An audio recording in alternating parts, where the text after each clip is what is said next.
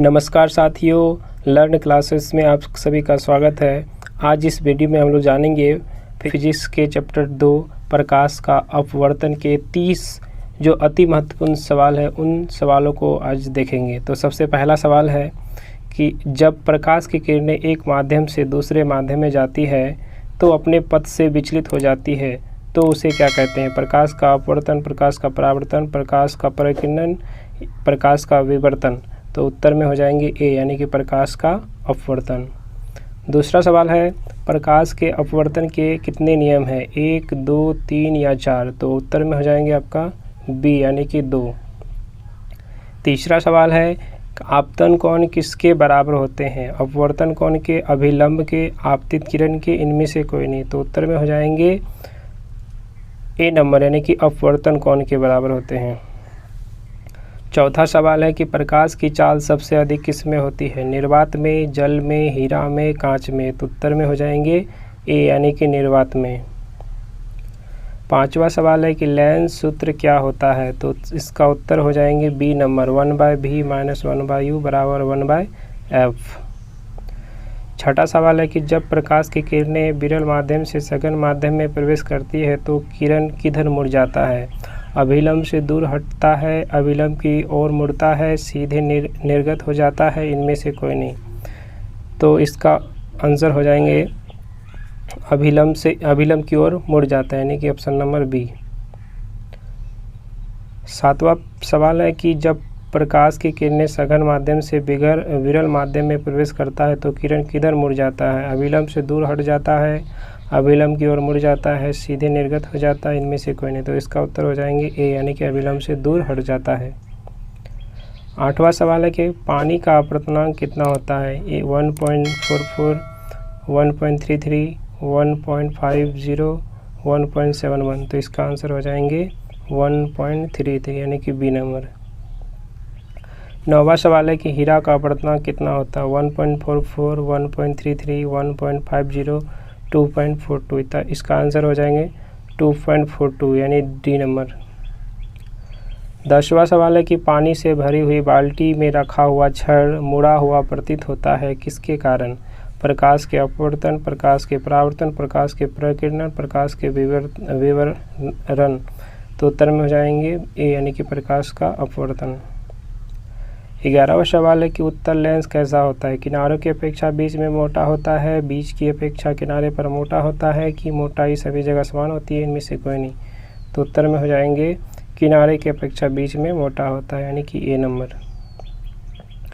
12वां सवाल है कि अवतल लेंस कैसा होता है? किनारों की अपेक्षा बीच में मोटा होता है, बीच की अपेक्षा किनारे पर मोटा होता है, कि मोटाई सभी जगह समान होती है, इनमें से कोई नहीं। तो इसका आंसर हो जाएंगे बी, बीच की अपेक्षा किनारे पर मोटा होता है। 13वां सवाल है कि लेंस की क्षमता का ऐसे मात्रक क्या होता है? डायऑप्टर, मीटर, फोकस, ए मीटर। तो आंसर में हो जाएंगे ए, यानी कि डायऑप्टर। 14वां सवाल है कि लेंस बनाने के लिए किसका उपयोग नहीं किया जाता है? मिट्टी, प्लास्टिक, पानी या कांच। तो उत्तर में हो जाएंगे ए, यानी कि मिट्टी का। 15वां सवाल है कि किस लेंस को अभिसारी लेंस कहते हैं? उत्तल लेंस को, अवतल लेंस को, समतल लेंस को, इनमें से कोई नहीं। तो उत्तर में हो जाएंगे ए, यानी। आगे बढ़ने से पहले लर्न क्लासेस यूट्यूब चैनल को लाइक, शेयर और सब्सक्राइब जरूर करें।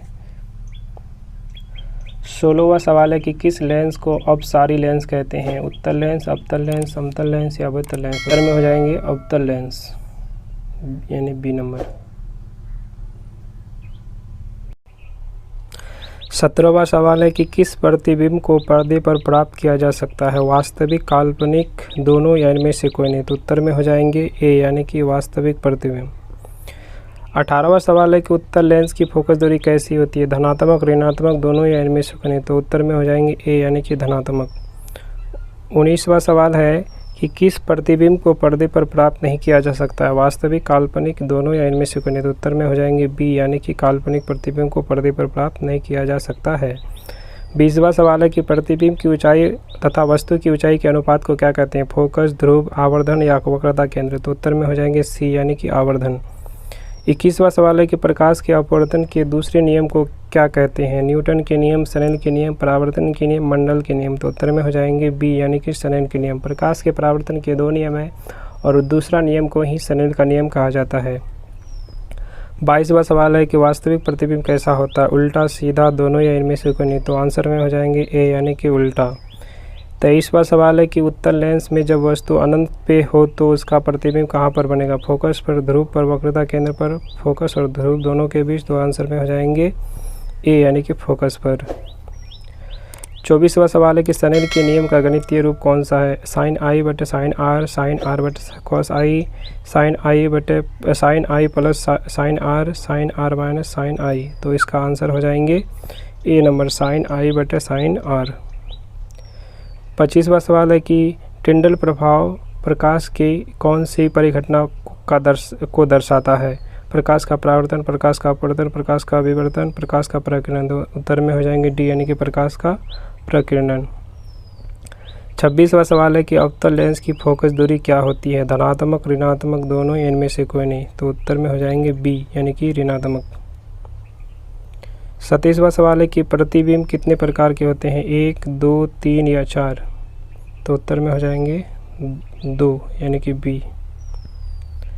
37वां सवाल है कि हवा या निर्वात में प्रकाश की चाल कितनी होती है? 3 लाख किलोमीटर पर सेकेंड, 2,25,000 किलोमीटर पर सेकेंड, 2 लाख किलोमीटर पर सेकेंड, इनमें से कोई नहीं। तो उत्तर में हो जाएंगे ए यानी कि 3 लाख किलोमीटर पर सेकेंड। 29 नंबर सवाल है कि वायु का अपवर्तनांक कितना? 1.003, 1.33, 1.44, 2.42। तो आंसर में हो जाएंगे 1.003 यानी ए नंबर। 30वां सवाल है कि लेंस कितने प्रकार के होते हैं? 1, 2, 3 या 4। तो उत्तर में हो जाएंगे बी यानी कि 2 नंबर। इससे पहले इस चैनल पर फिजिक्स के चैप्टर 1 प्रकाश का परावर्तन, रिफ्लेक्शन ऑफ लाइट का वीडियो डाला गया है। अगर नहीं देखे हैं तो नीचे डिस्क्रिप्शन बॉक्स में दिया गया लिंक है, उनको जाके आप देख सकते हैं। Thank you for watching.